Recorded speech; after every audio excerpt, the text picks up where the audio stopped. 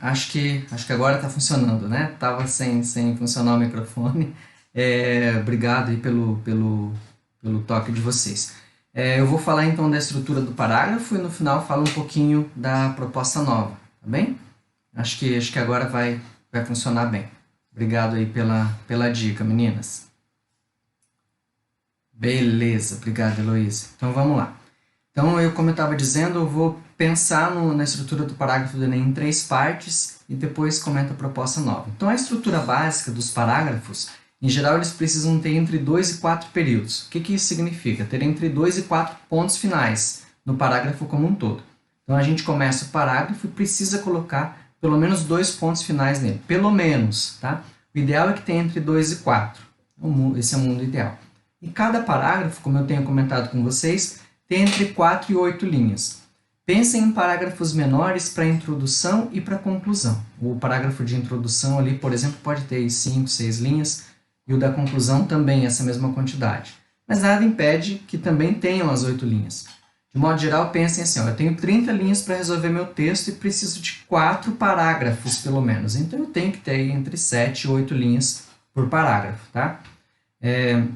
Seria o melhor dos mundos. Então, se eu colocar um pouco a menos no primeiro e um pouco a menos no último, aí eu consigo colocar mais linhas nos parágrafos de desenvolvimento, que é o que é mais importante. O parágrafo de desenvolvimento é aquele que vai ficar mais recheado, né, com mais ideias. Bom, um modelo ideal para a gente pensar essa estrutura é pensar que ele pode se dividir em basicamente 3 partes. Uma afirmação inicial, que pode ser composta de diferentes elementos, eu vou mostrar, uma explicação em relação a essa afirmação e uma conclusão em relação a essa afirmação e explicação que eu dei antes. Tá? Então, como é que seria, por exemplo, essa afirmação? Essa afirmação eu posso começar tanto com uma citação, que é o exemplo que eu vou dar agora, quanto com uma afirmação geral. Deixa eu mostrar um exemplo de citação.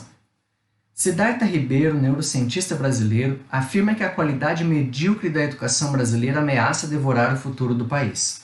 Então, eu posso começar, por exemplo, o segundo parágrafo da redação do Enem, que seria o primeiro parágrafo do desenvolvimento, com uma citação forte como essa.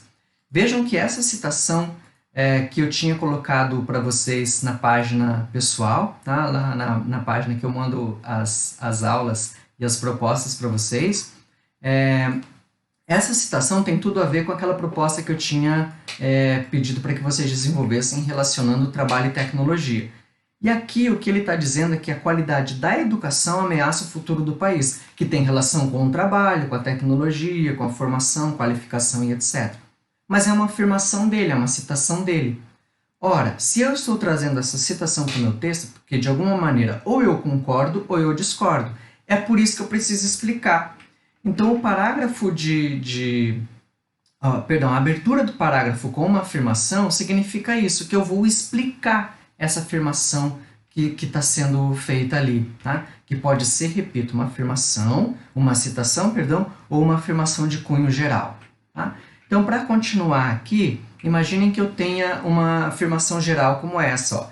A educação é o pilar mais forte para o desenvolvimento de uma sociedade. Veja que é uma citação do senso comum, todo mundo poderia dizer uma coisa dessa, mas ela carece de explicação. Dentro do tema educação, trabalho e tecnologia, que era basicamente o que estávamos propondo naquela proposta, a ideia é que eu tenha argumentos, ou melhor, elementos, para que isso que eu estou afirmando aqui seja tomado como um argumento, no todo da minha redação. Tá? Então eu faço essa afirmação e agora eu preciso explicar essa afirmação de algum jeito. Então eu tentei mostrar aqui que o parágrafo pode abrir ou com uma citação ou com uma afirmação geral. Todos eles são assim. Todos eles são assim. Inclusive o primeiro de introdução e o último de proposta. Tá? O último tem características mais específicas, eu já mostrei isso para vocês em uma outra aula. O primeiro tem características mais específicas, eu já mostrei em outra aula. Mas o primeiro, por exemplo, abrindo com uma citação, fica excelente. Tá? Fica muito bom. Bom, vamos lá. Na continuidade, vamos pensar numa explicação para aquilo que a gente tinha dito. O ideal é que depois dessa citação ou dessa afirmação eu faça um ponto. E aí eu já tenho um período. Então, a hora que eu for fazer outro ponto, eu já tenho no mínimo 2 períodos, que é aquela estrutura que eu disse para vocês que é a ideal, entre 2 e 4 períodos. Tá? Então, para eu explicar, eu posso usar algum tipo de conectivo. Usar conectivos de explicação ou de oposição ajuda muito a gente a ganhar nota nas competências 2, 3 e 4, que são o cerne da argumentação da proposta do Enem. Tá? Então, eu faço uma citação e eu posso usar elementos como por isso, nesse sentido, dessa forma, isso significa que, uma vez que, etc, etc. Ou conectivos de oposição, como porém, entretanto, contudo, apesar de, ou dar outros exemplos. Tá? Por exemplo, olha só. Poderia ter uma continuidade assim. Então, Siddhartha Ribeiro, blá, blá, blá, qualidade medíocre da educação, ameaça o futuro do país, blá, blá, blá. Avaliações como o PISA, agora estou usando um exemplo, não preciso necessariamente usar um conectivo logo na abertura. Eu não preciso necessariamente, só fazer aqui pegar uma ferramenta aqui para eu brincar um pouquinho. Então, eu não preciso necessariamente aqui, ó, depois desse ponto final, começar com um conectivo. Aqui não tem conectivo aqui, tá?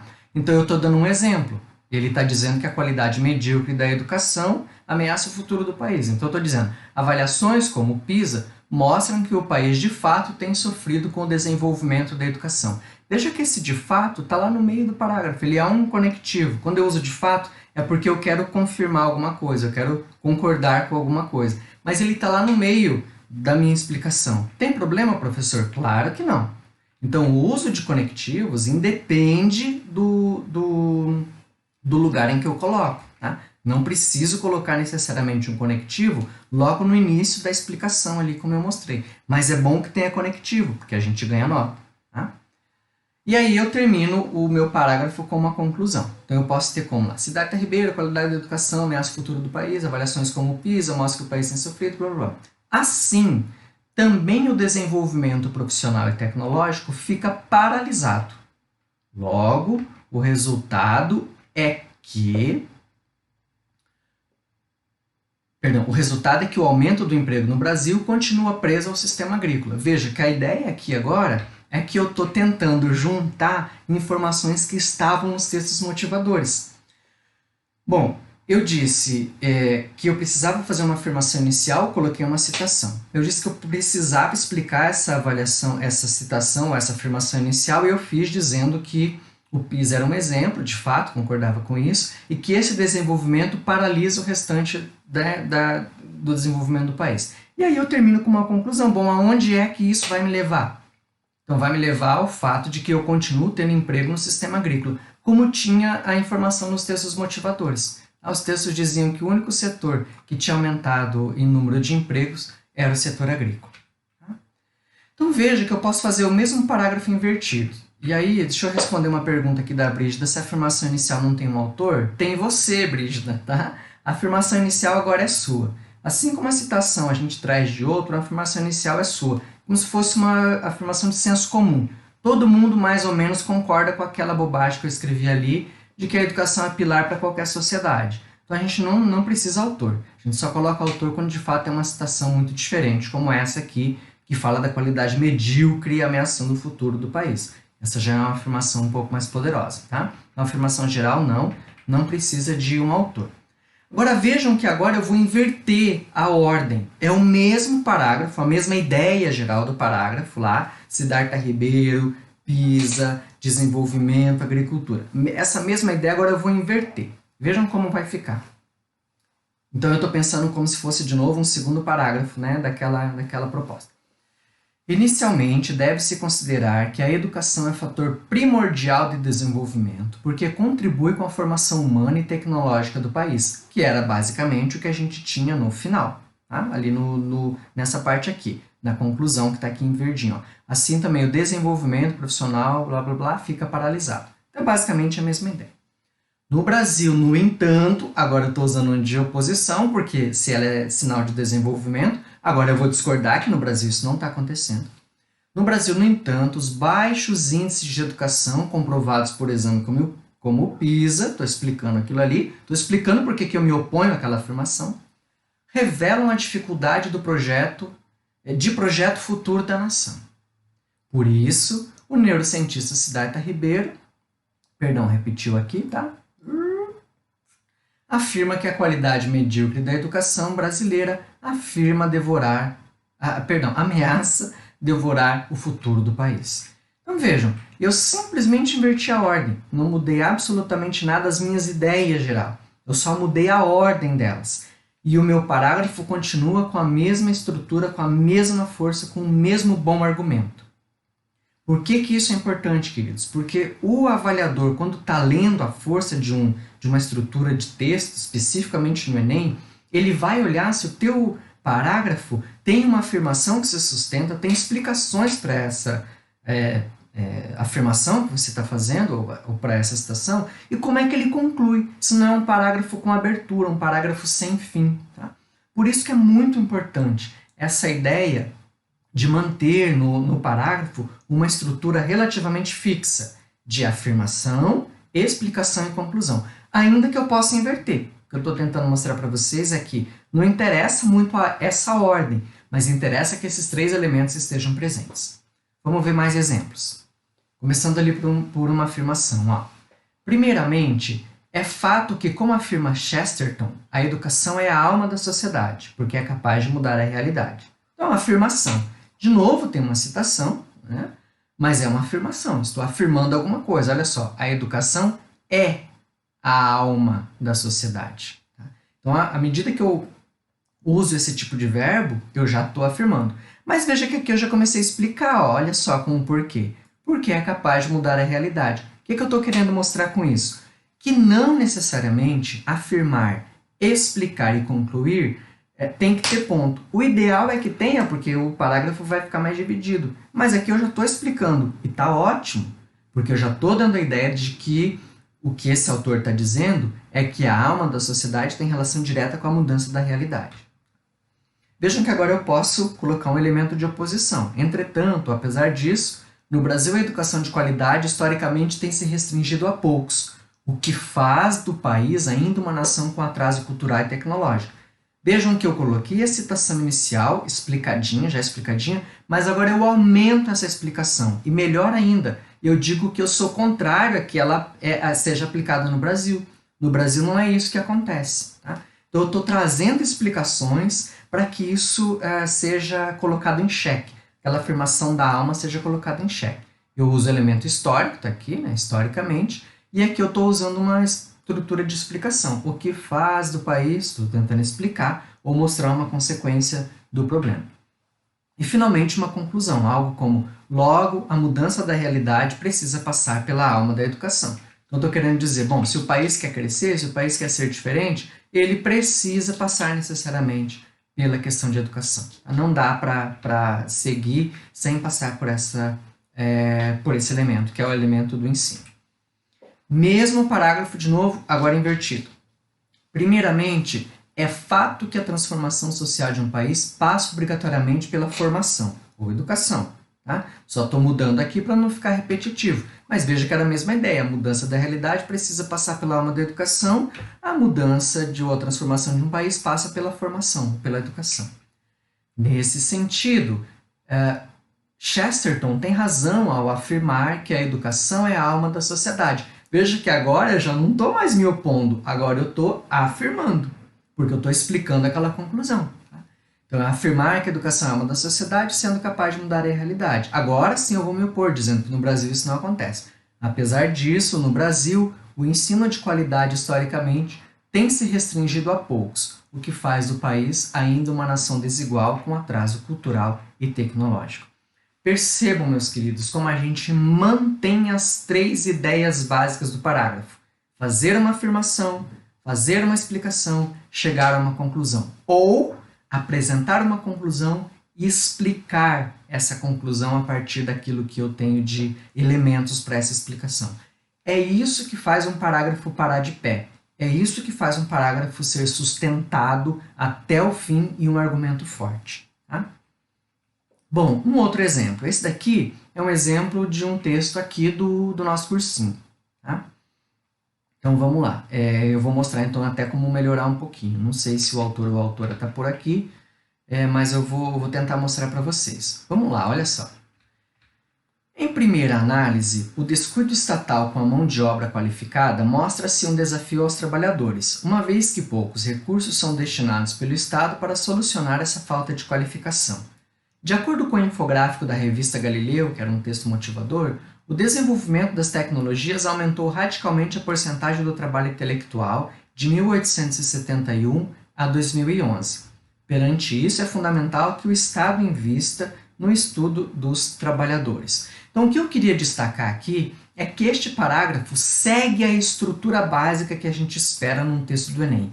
E por isso, este autor está de parabéns. Ele consegue mostrar que essa estrutura se mantém no parágrafo, tem força no parágrafo e pode ser lida como um argumento.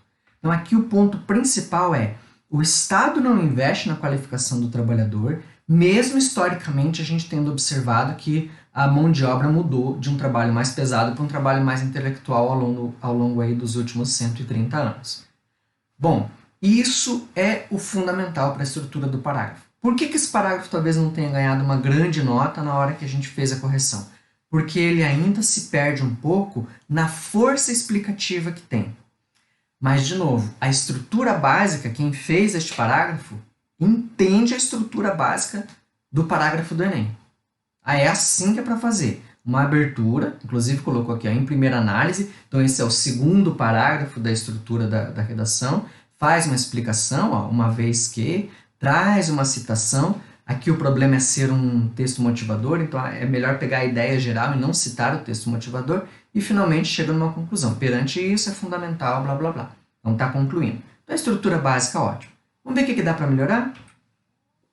Em primeira análise, o descuido com a qualificação no Brasil, então em vez de descuido estatal, mostra-se um desafio ao progresso, uma vez que poucos recursos são destinados para a educação de qualidade. Se o desenvolvimento de tecnologias aumentou radicalmente a porcentagem do trabalho intelectual, ao longo dos anos, aqui faltou isso aqui, tá? Desculpa, ao longo dos anos, no Brasil, no entanto, isso não tem ocorrido, tanto que o setor agrícola é o único que tem contratado, em razão da baixa qualificação das pessoas. Perante isso, é fundamental que o Estado invista na qualificação profissional por meio de um ensino de ponta. Então aqui eu quero destacar o quê? Eu quero que vocês entendam, né, que a estrutura básica está sendo garantida, mas eu quero destacar que o ponto é deixar essa explicação cada vez mais clara.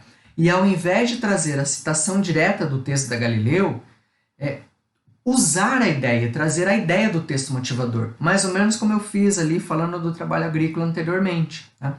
Então, tomar essas ideias, gente, do texto motivador como ideias gerais, como argumentos gerais, mas não traga como citação para o teu texto, tá? Porque senão não é repertório, já está ali. O que o Enem analisa é repertório externo. O que você tem que pegar dali é para articular e explicar com o que você está trazendo de fora. Tá? Mas, repito, a estrutura básica desse parágrafo está adequada. Então, continuando. Vejam esse outro exemplo. Esse aqui agora seria do terceiro